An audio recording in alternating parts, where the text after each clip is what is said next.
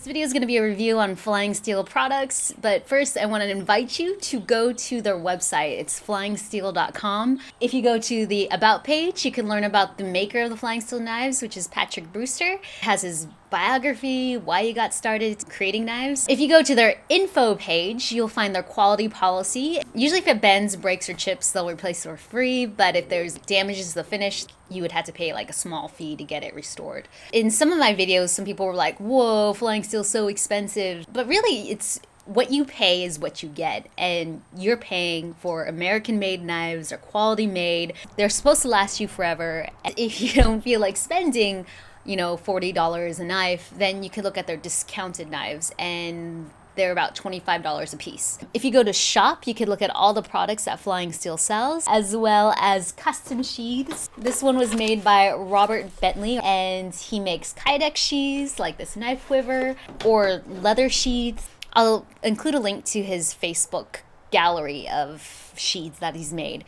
TheCombat Knife Thrower also posted a video that I really liked. It was a Kydex sheath that was up here, and he was throwing from back here. If you have some idea of the perfect knife or perfect whatever made out of metal, you could do a custom order. What you can imagine, he'll make. So I think that's great. If you go to facebook.com/flyingsteel, you see pictures of custom work he's made, like 51 Shuriken he made for this one, I think dojo, I'm not sure. And you could also participate in giveaways. So he'll give knives away for free. First knife I'm going to talk about are the Eastwinds I received. I have 6 Eastwinds total. I received 4 a long time ago, and then I ordered another 2 to complete my set of 6. Unfortunately, the 2 that I received are different because the design had changed. They're slightly longer, a little thicker in size, but I like all of them. I would say my favorite out of all the Flying Steel knives, just because of the ease of throwing, and it's my preference because I like fast throws. I like fast no spin throws. When I throw them, I don't have to think. I could throw them from 2 meters all the way back to 4 or 5 meters without really having to do much changes to my throw.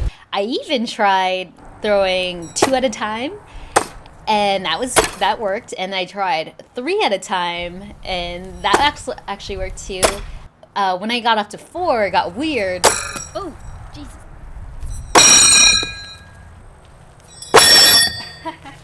But then I thought, let's just try all of them. So I put them all in my hand like this, because I saw EpicBladeTime or Roger throw like that, and some other guy, I remember lol something. Anyways, but I decided to throw them like that, and it worked on the first try.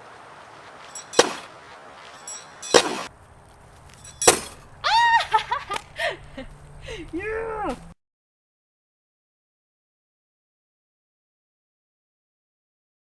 The Northwinds are also some of my favorite knives, but I can't really do a review on them. I did one a while back, but I'm pretty sure the design has changed. They're probably larger and more heftier now. I did throw them today just because I wanted more, practice throwing.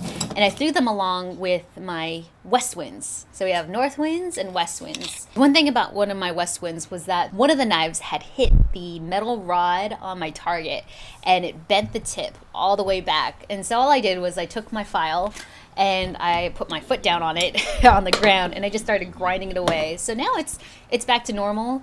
You got to be really careful of anything like any of those tips bending, because those really will just cut into your hand. It has this long blade here, and I see just a lot of kind of minor nicks that I need to file down. If you were to ask me which one I like better, I would still say I like the Northwind better, because I just like that the blade here is shorter, which means less burrs that I have to take care of maintenance-wise. I'm not sure. I mean, honestly, they're just kind of the same for me. But I would say I like this design better. I just like the look of it, and I like the feel of this knife. Since these are similar size, I decided to throw them both.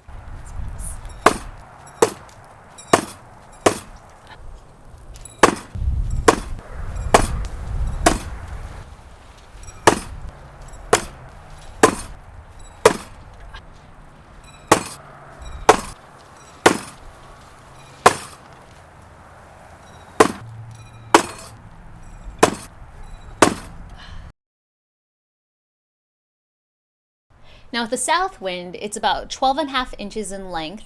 I would say in general I prefer the east wind size, like a small knife for no spin throwing.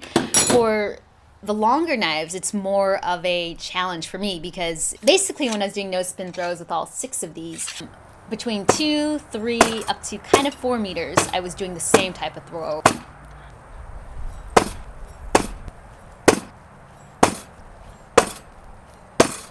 Once I hit the 4-meter mark, I had to change my throw because if I kept throwing like this, it just wouldn't work. So what I was doing instead is just when I threw, I made sure to like lob it this way. Honestly, I just would need to get more practice with it. It's a challenge.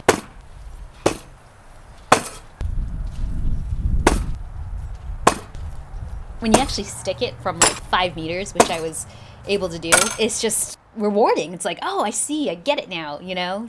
But in terms of spin throwing, if I were to take these to like a competition, I wouldn't have to worry about like, am I at 2.4 feet or not, you know? Because basically, for a half spin, it's a 2-meter throw. For a full spin, 3-meter throw. For a 1.5 spins, it's a 4-meter throw. So you just have to remember 2, 3, 4, 5, 6. You just have to put your toe on the line and then throw.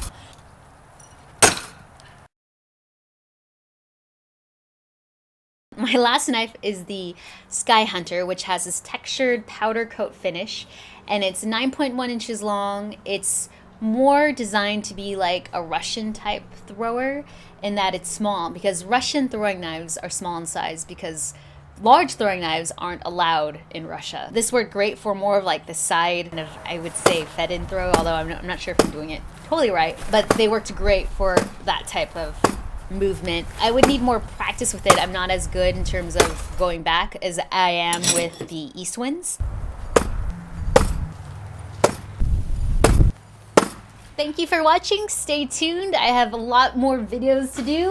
I'm going to do a review on all of these knives that I have here. Condor dismissals, graph knives, crescent works, blade play knives. Thank you for watching and have a great new year. Bye!